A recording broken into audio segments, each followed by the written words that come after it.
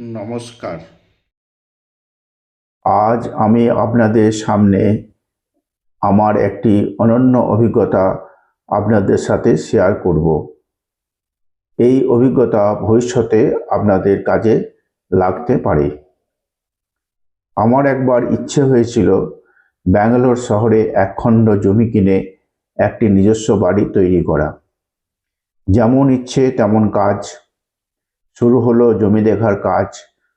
একখণ্ড জমির পরিমাণ হলো 20 বাই 30 ফুট, অর্থাৎ মোট 600 স্কোয়ার ফুট, যার দাম 48 লক্ষ টাকা, তাও আবার শহরের একেবারে দক্ষিণ প্রান্তে।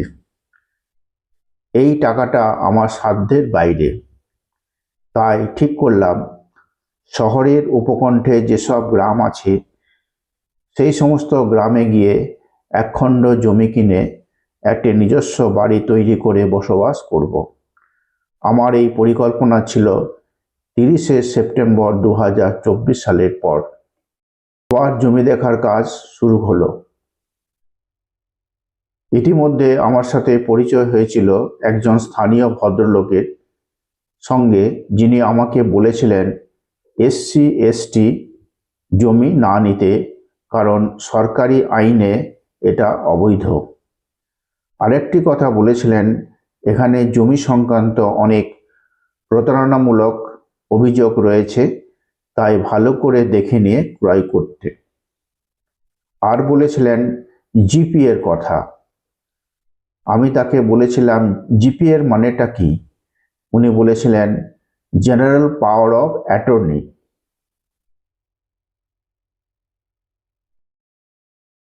এখানে ফর্মাল রেজিস্ট্রেশনের আগে এই জেনারেল পাওয়ার অফ অ্যাটর্নি দিয়ে জমি বা এগ্রিমেন্ট করে রেখে দেওয়া হয়। এই ধরনের পাওয়ার অফ অ্যাটর্নি কোনো ভরসা নেই।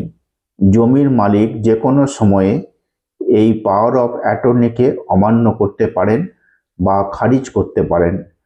ওনার ক্ষেত্রে ওই রকম ঘটনা ঘটেছিল এবং প্রতারণার শিকার হয়েছিলেন।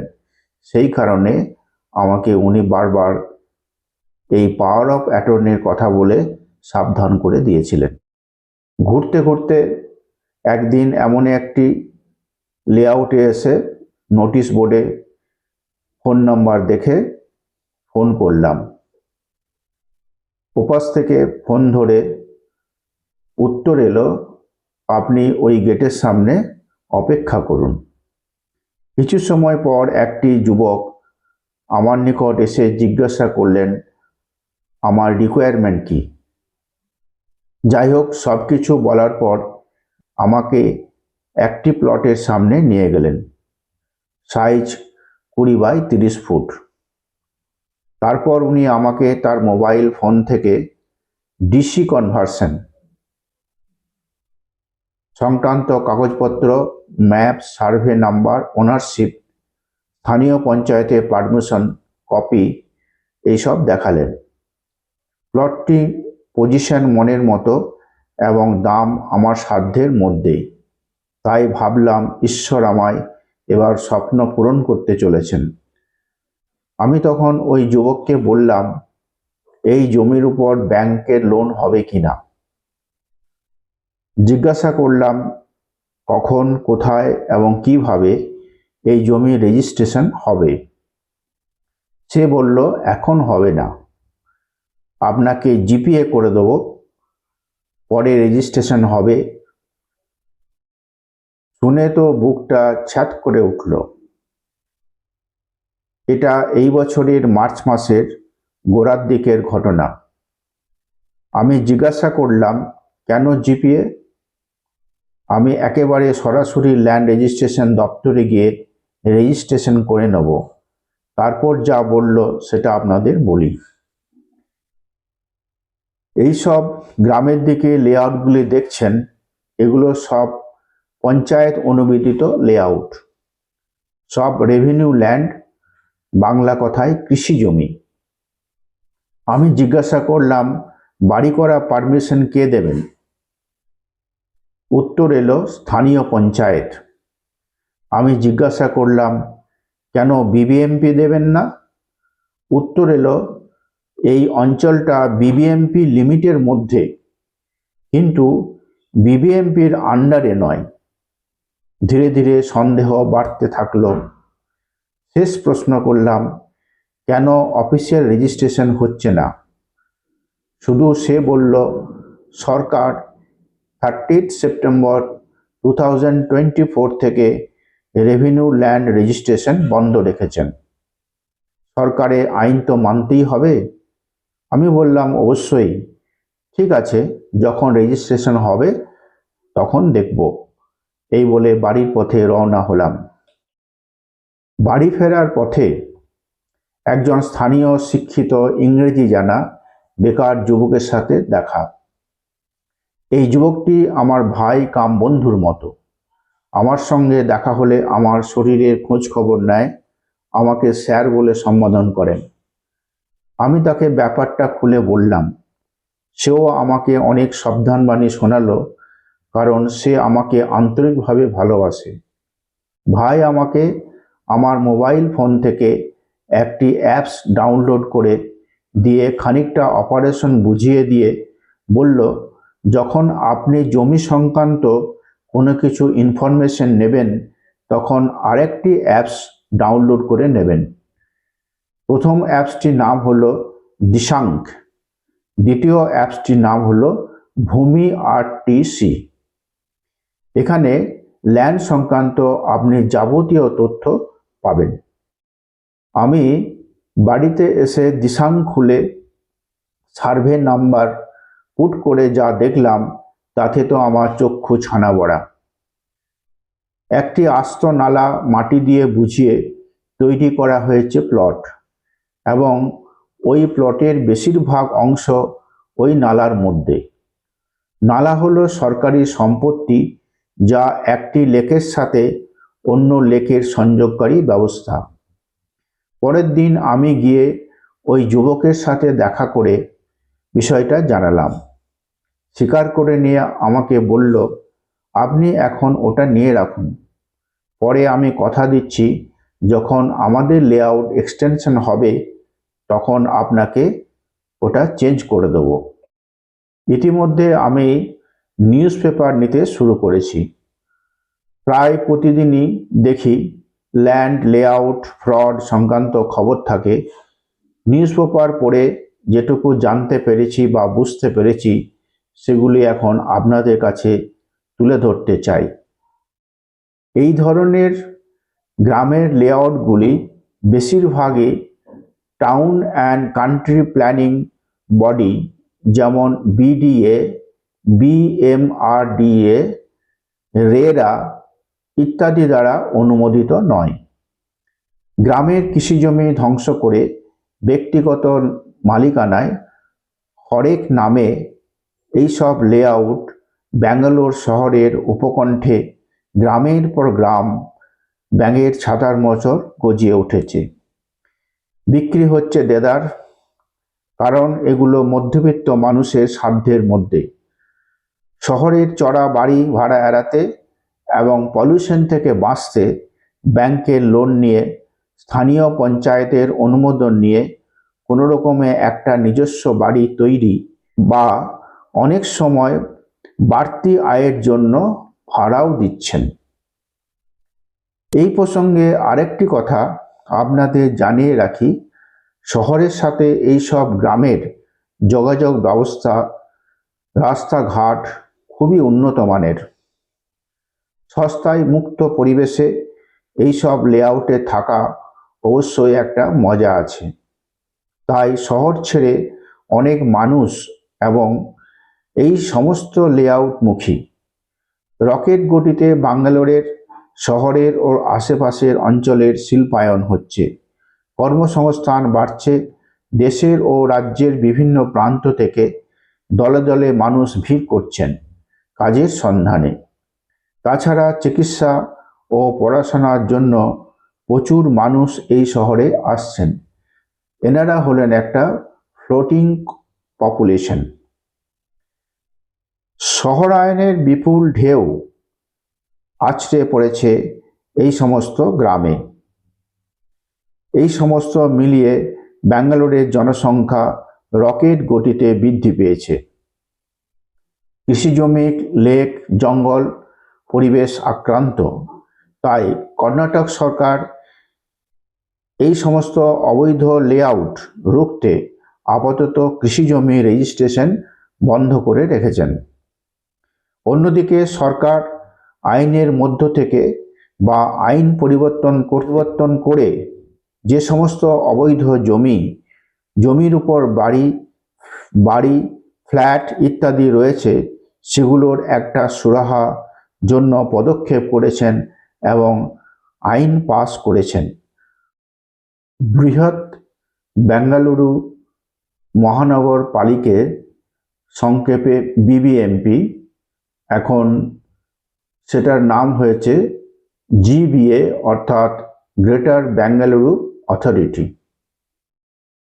এই বিবিএমপি এলাকায় অথবা পঞ্চায়েতের অধীনে যে সমস্ত গ্রাম রয়েছে সেগুলির অধীনে যদি আপনি জমি, বাড়ি বা ফ্ল্যাট কিনতে চান তাহলে অবশ্যই আপনাকে দেখতে হবে খাতা, অর্থাৎ সম্পত্তিটি কোন খাতার মধ্যে অবস্থিত।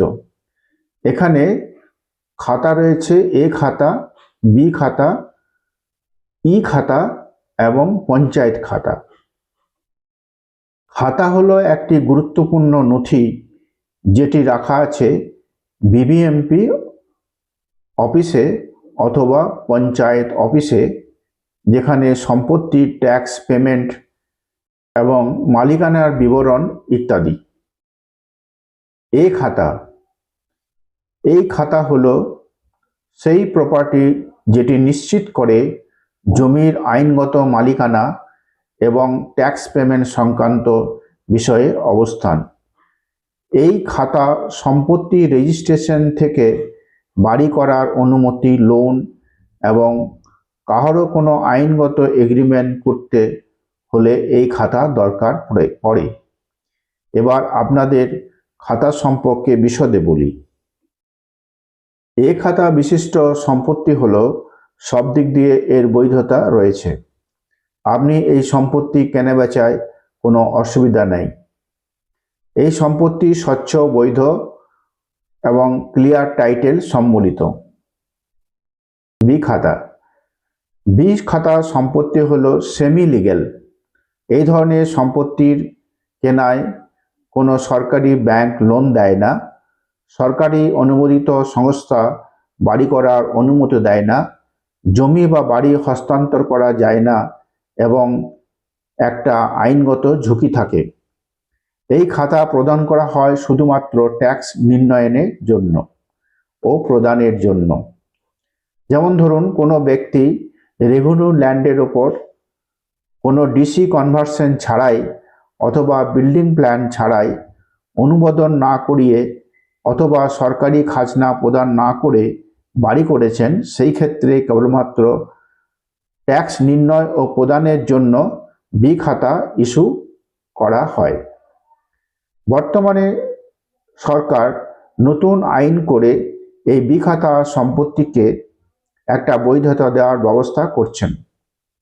বৈধতা তখনই পাবে যখন সম্পত্তির মালিক সরকারের প্রয়োজনীয় আদেশ পালন করবে এবং একটা ভালো রকমের মূল্য দিয়ে। ই খাতা হলো একটা চিরাচরিত কাগজে লিখিত সম্বলিত তথ্যের ডিজিটাল ভার্সন এবং এই খাতা সরকারের ই-অস্তি অথবা ই-সাতু তে উপলব্ধ। এখানে আপনি সম্পত্তির মালিকানা, ট্যাক্স ডিটেলস ও সম্পত্তির প্রয়োজনীয় কাগজপত্র দেখতে পাওয়া যাবে। সম্পত্তির মালিককে এই ই খাতা করার জন্য নির্দেশ দেওয়া হয়েছে। এই ই খাতাকে সমস্ত সম্পত্তি রেজিস্ট্রেশনের জন্য বাধ্যতামূলকও করা হয়েছে। এই ই খাতা সরকারের একটি বিরাট পদক্ষেপ, যেখানে সম্পত্তি কেনাবেচা ক্ষেত্রে স্বচ্ছতা আসবে, প্রতারণা রোখা যাবে এবং রেজিস্ট্রেশনের গতি আসবে এবং রেজিস্ট্রেশনের পদ্ধতি খুব সহজ হবে। পঞ্চায়েত খাতা হলো একটি তথ্য সম্বলিত বিবরণ, যেখানে গ্রামের কৃষিজমি থেকে শুরু করে বাড়ির জমির মালিকের নাম সহ খাজনার বিবরণ, স্বত্ব, জমির শ্রেণীর ও পরিমাপ লেখা থাকে এবং এটি স্থানীয় পঞ্চায়েত অফিসে রাখা থাকে। ভূমি অ্যাপস থেকে এই ধরনের সম্পত্তির ডিজিটাল ভার্সন উপলব্ধ। ক্রেতা, বিক্রেতা, ল্যান্ড ডেভেলপার, জমির মালিক, রিয়েল এস্টেট কোম্পানিজ, এদের কাছে এই খাতা একটি প্রয়োজনীয় গুরুত্বপূর্ণ নথি।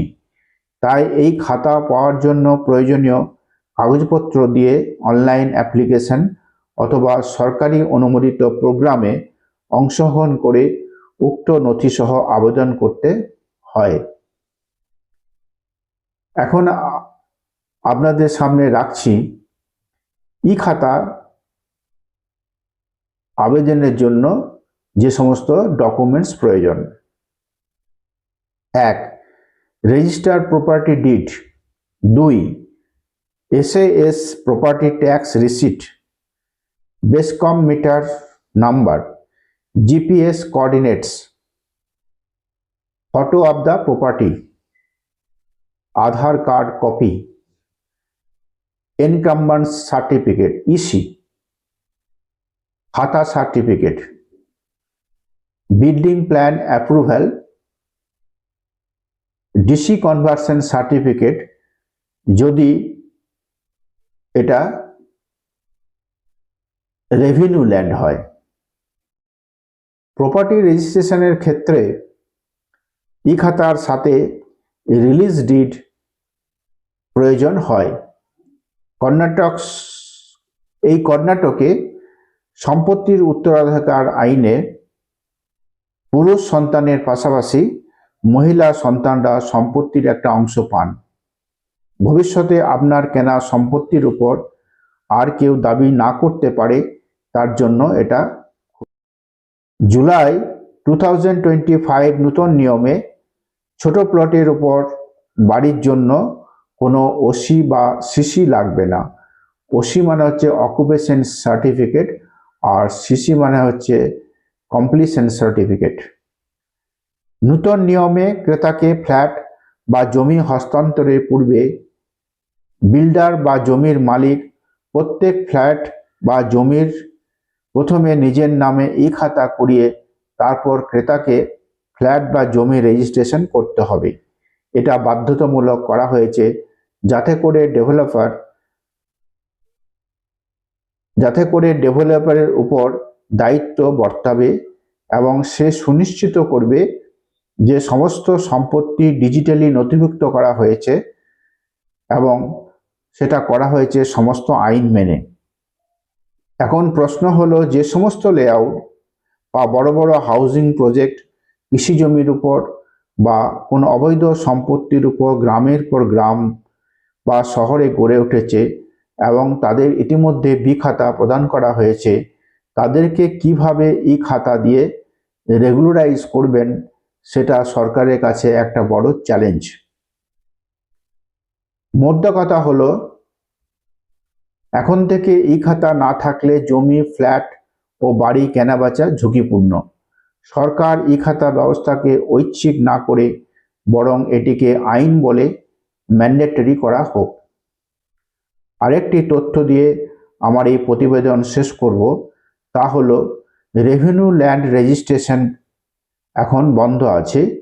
তাই অনেকেই ডেভেলপার বা ওনারের সাথে এই ধরনের কৃষি জমির উপর প্লট ক্রয়ের জন্য সাধারণ চুক্তিবদ্ধে আবদ্ধ হয়েছেন।